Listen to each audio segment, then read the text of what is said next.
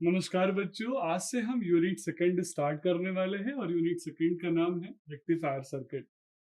बच्चों, हमने बहुत तरह के बेसिक स्विचेस के बारे में पढ़ लिया है, जहां हमने देख लिया कि कैसे हम स्विचेस को यूज करके जब भी चाहे तो अपने स्विचिंग ऑपरेशन परफॉर्म कर सकते हैं। और वो स्विचिंग ऑपरेशन किसी भी फॉर्म के लिए हो सकता है, जैसे मैं जब चाहूँ तो सिग्नल को ऑन करूँ, जब चाहूँ तो सिग्नल को ऑफ करूँ, यानी जब चाहूँ तो एसी को डीसी में कन्वर्ट कर सकूँ, डीसी को एसी में कन्वर्ट कर सकूँ। मैं जब चाहूँ तो फ्रीक्वेंसी को बढ़ा सकूँ, जब चाहूँ तो फ्रीक्वेंसी को घटा सकूँ। तो ये सारी फिजिबिलिटी हमें कब मिली है? स्पेशली जब बच्चों हमें फुली कंट्रोल्ड या कंट्रोल्ड स्विचेस मिले।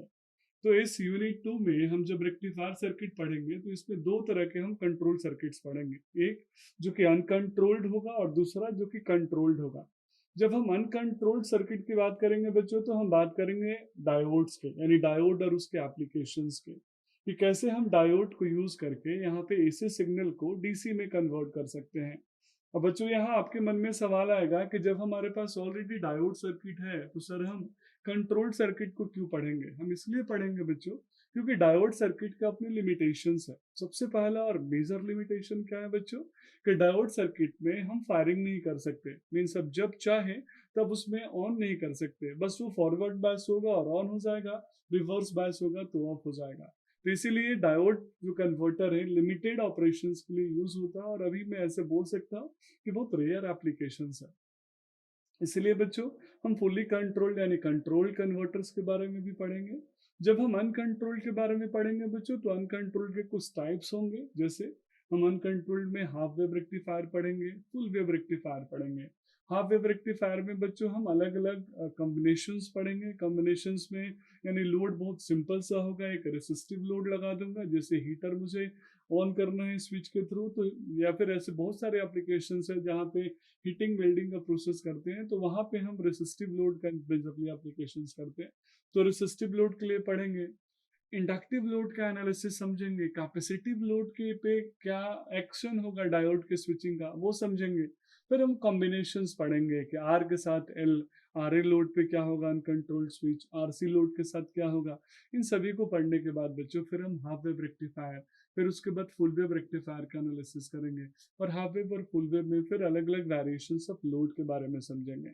जब हम अनकंट्रोल्ड स्विचेस कंप्लीट करेंगे बच्चों, तो फिर हम मूव करेंगे कहाँ? कंट्रोल्ड सर्किट की तरफ, कंट्रोल्ड स्विचेस की तरफ, जहाँ पे हम सिलिकॉन कंट्रोल्ड रेक्टिफायर यूज करेंगे।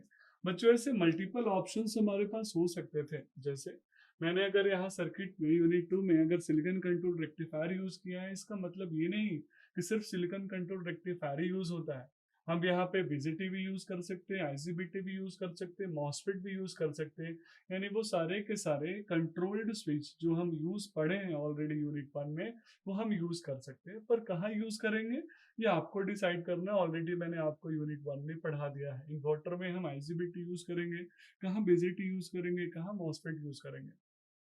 सिंप्लिसिटी और आसानी से समझ में आ जाए बच्चों, इसलिए मेजरली केसमें रेक्टिफायर में हम क्या यूज करते हैं बच्चों? Silicon control rectifier. क्योंकि सिलिकॉन कंट्रोल रेक्टिफायर एक तरह से नाम ही है उसका रेक्टिफायर, तो रेक्टिफायर की तरह वो एक्ट भी करता है, यानी फॉरवर्ड बायस में लो रेसिस्टेंस, रिवर्स बायस में हाई रेसिस्टेंस। तो बच्चों, हम इसमें जब हम फुली कंट्रोल्ड स्विच यानी कंट्रोल्ड स्विच के बारे में पढ़ेंगे, तो वहाँ हम हाफ वेव या फिर फुल वेव, तो हाफ वेव में हम resistive load, inductive load, capacitive load, फिर हम फुल वेव के बारे में पढ़ेंगे। फिर उसमें सेमी कंट्रोल्ड स्विच के बारे में भी पढ़ेंगे बच्चों। सेमी कंट्रोल्ड मीन्स हमें थारिस्टर्स और डायोड का कॉम्बिनेशन मर्ज करना है। क्यों मर्ज करना है बच्चों? जो बीजेट जो मेरा डायोड था वो अनकंट्रोल्ड था, बहुत ज्यादा इफेक्टिव एप्लीकेशन नहीं है उसका। जो मेरा थारिस्टर है वो कॉस्टलियर है, उसमें लॉसेस भी ज्यादा है। तो क्या हम दोनों को मर्ज करके एक ऐसा डिवाइस बना सकते हैं जो मेरा बेटर परफॉर्मेंस दे सके? तो बेटर तो नहीं कहूंगा बच्चों, लेकिन कुछ मामलों में जैसे कॉस्ट इफेक्टिव के मामलों में सेमी कन्वर्टर अच्छा है। तो हम उसमें सेमी कन्वर्टर के बारे में भी पढ़ लेंगे। फिर हमारे पास कुछ इंपॉर्टेंट टॉपिक्स होंगे बच्चों थ्री फेज में। थ्री फेज के एक अपने आप की इंपॉर्टेंट टॉपिक है, जहाँ थ्री फेज हम हाफ वेव रेक्टिफायर पढ़ेंगे, फुल वेव रेक्टिफायर पढ़ेंगे। हाफ वेव में हम रेसिस्टिव लोड पढ़ेंगे, रेसिस्टिव लोड के साथ इंडक्टेंस लगाने से क्या होगा वो पढ़ेंगे। जब नेगेटिव स्पाइक्स आती है, आपको याद होगा आप जब पढ़ते होंगे जब ट्वेल्थ में, तो आप जानते होंगे कि डायोड का कैसा ऑपरेशन होता है। तो इंडक्टर के केस में हम नेगेटिव स्पाइक्स देखते हैं जब हम फुली कंट्रोल्ड स्विच यूज करते हैं, तो फिर फ्री व्हीलिंग डायोड का यहाँ पे इन्वॉल्वमेंट होता है।